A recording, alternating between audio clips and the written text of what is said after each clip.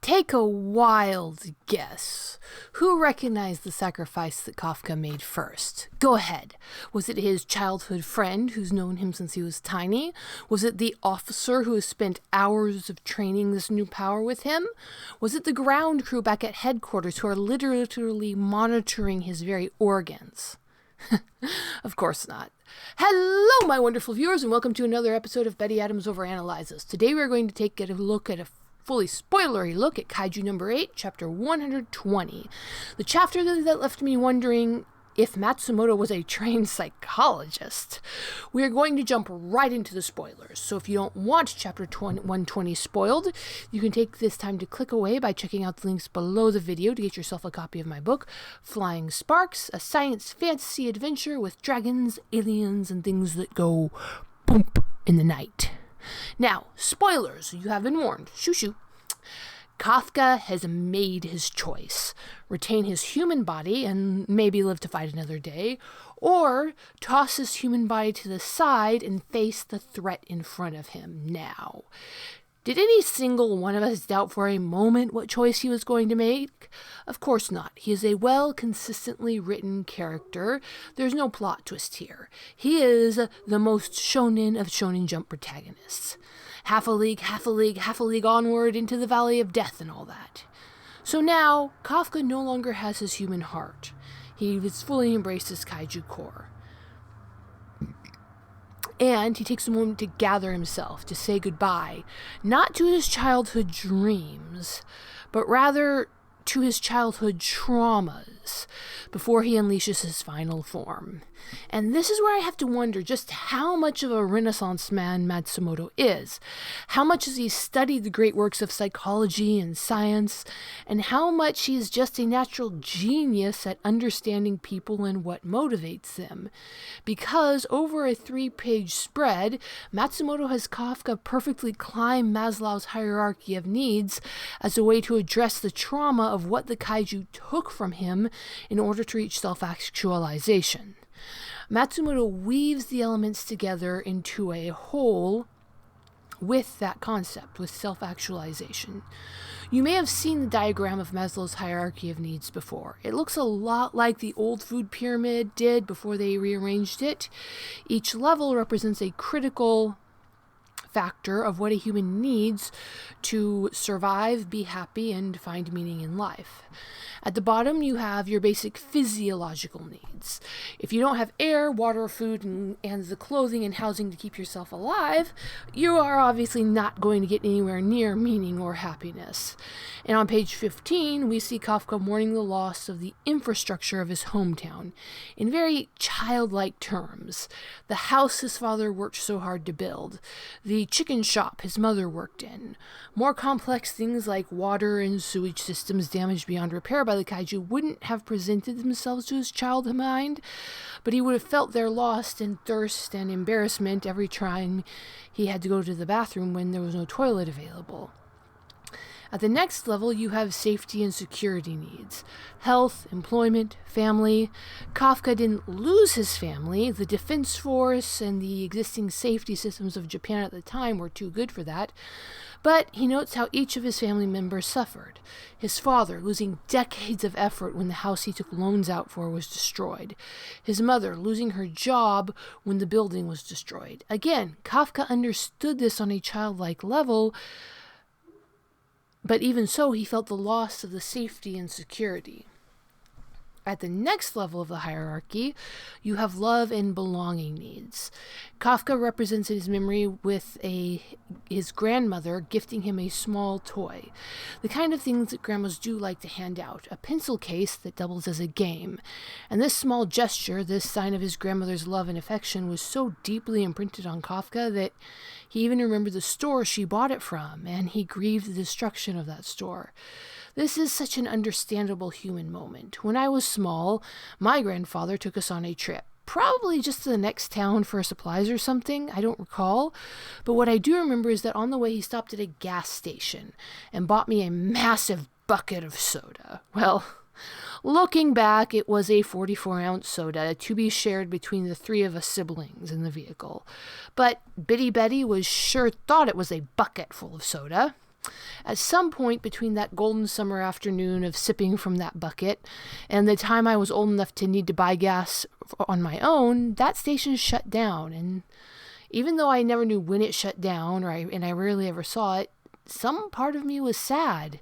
That gas station was a mental reminder of how my grandfather had expressed his love and care for me. And a decade later, when somebody bought the old lot and reopened the gas station with another mini-mart, it made me happy on some almost irrational level. Not one of the buyers or sellers or buildings even knew I existed, but they had restored a marker of something that satisfied my needs of belonging. And to this day, when I walk in and see those 44-ounce cups in their rack, I smile. Moving up, that next level of Maslow's hierarchy of needs, you have self-esteem needs. And this need for self-esteem is one of the threads that Matsumoto uses to weave this whole flashback scene together. That he uses to weave all of Kafka's story together from chapter 1 to chapter 121. Because isn't how all of this started? Kafka slumped in his nice apartment, staring blankly at the television, watching Mina being praised for doing everything he failed to do. Kafka trying to count his blessings, but struggling because his self-esteem needs were not being met. Because of his core wound, because of that sense of responsibility he was already growing into the day the Kaiju tore apart every level of his own personal Maslow's hierarchy of needs below it. When Kafka couldn't do anything to save his property, his family, his friends. But now it is different, and Kafka can reach within himself and promise that child who has everything taken from him that day, with this Kaiju, he is going to make that difference. He has his achievements lined up, the respect of every other warrior on that field of battle, and he is solidly emotionally connected to those around him, to his community. In this moment, Kafka has reached the peak of Maslow's hierarchy of needs and is about to self-actualize.